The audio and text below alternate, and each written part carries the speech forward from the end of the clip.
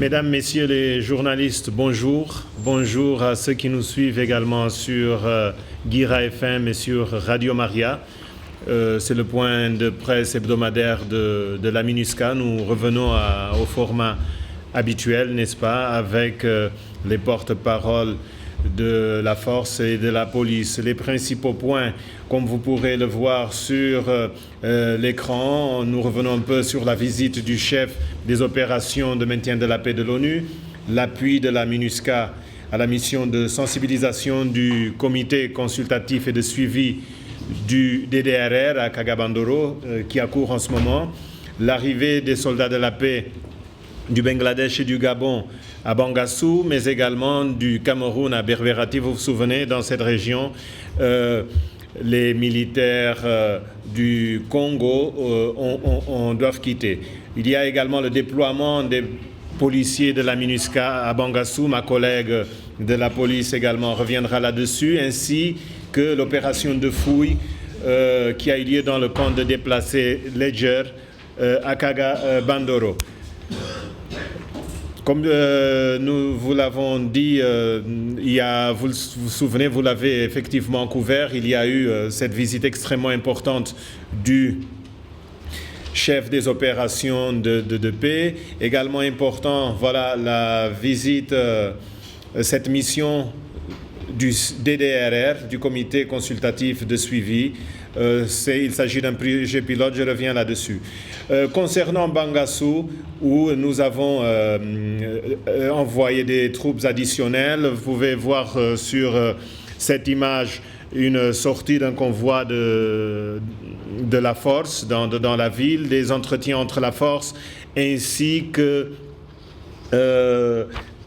une assistance à quelqu'un qui est victimé. Et ici, là, je peux vous montrer des photos qui viennent de nous arriver, également de Bangassou, sur la normalisation un peu de la situation avec la présence de la force sur cette région. Nous poursuivons, nous allons revenir, comme je vous le disais tout à l'heure, à Berberati. Il y a eu un départ d'un contingent. Il n'y aura pas de vide sécuritaire, comme nous l'avons dit, avec les Camerounais qui remplacent les Congolais. Autre point important, cette saisie de machettes et de chanvres indiens lors de l'opération de la police de la MINUSCA dans le site de déplacés à Kagabandoro, une initiative extrêmement importante.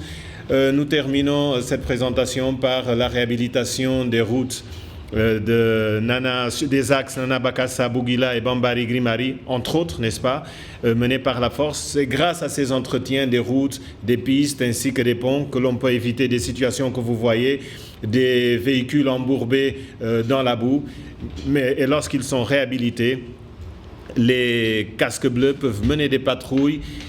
Les acteurs sociaux, dans le cadre des campagnes de vaccination, mais les acteurs économiques peuvent circuler librement. Comme je vous le disais tout à l'heure, M. Jean-Pierre Lacroix a achevé sa visite lundi en Centrafrique, où il y a eu des entretiens avec les autorités, avec la plateforme religieuse. Cela a permis de réaffirmer l'engagement des Nations Unies aux côtés de la République centrafricaine, aux côtés des autorités en vue d'une solution à la crise, n'est-ce pas, à travers le processus politique. Mais le secrétaire général adjoint l'a rappelé lors de son entretien avec ses interlocuteurs que la MINUSCA reste engagée à protéger les populations, à protéger ses casques bleus en recourant, s'il le faut, à la force. Autre signe de la présence et de la solidarité onusienne, c'est le déplacement de la représentante spéciale adjointe du secrétaire général, n'est-ce pas, des Nations Unies, qui s'est rendue à Zemio au sein d'une délégation gouvernementale avec deux ministres, avec des parlementaires, avec des leaders religieux et de la société civile pour discuter avec les populations sur le dialogue et également sur l'accès humanitaire. Et la délégation a appelé tous les groupes à mettre fin à leurs attaques et à ouvrir le dialogue en soulignant que les communautés intercommunales souffrent toutes les trois de ces violences et que c'est ensemble que les communautés pourront surmonter cette situation tragique. Je vous le disais en présentant le sommaire que le colonel Noël Célesson est à Kaga-Bandoro. Il a rencontré les responsables de la MINUSCA, mais surtout les responsables des groupes armés pour parler de ce projet pilote. Vous le savez, c'est un projet qui consiste à constituer un corps. Chaque groupe devra fournir une liste de 40 éléments, dont 20 éléments pour l'intégration dans l'armée centrafricaine et 20 éléments pour la réintégration socio-communautaire.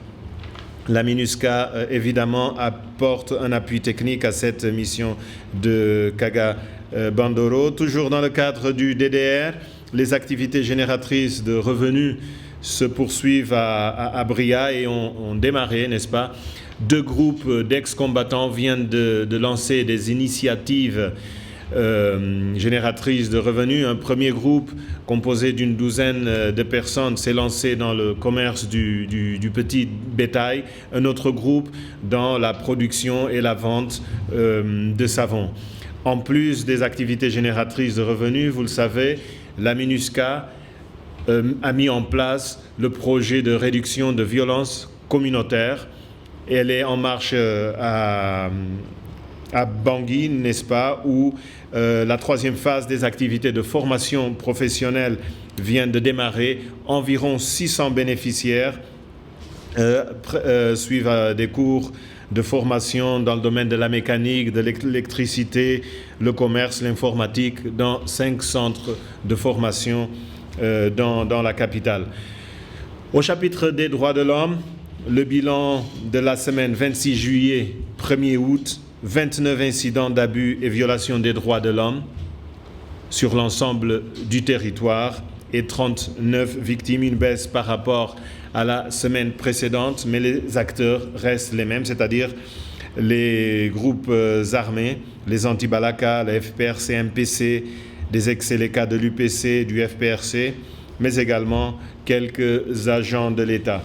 Je terminerai par les activités des affaires civiles avec bientôt la conclusion des travaux de réhabilitation des bâtiments de la gendarmerie et de la police de Bambari grâce à des projets d'impact rapide pour un montant de 25 millions de francs CFA.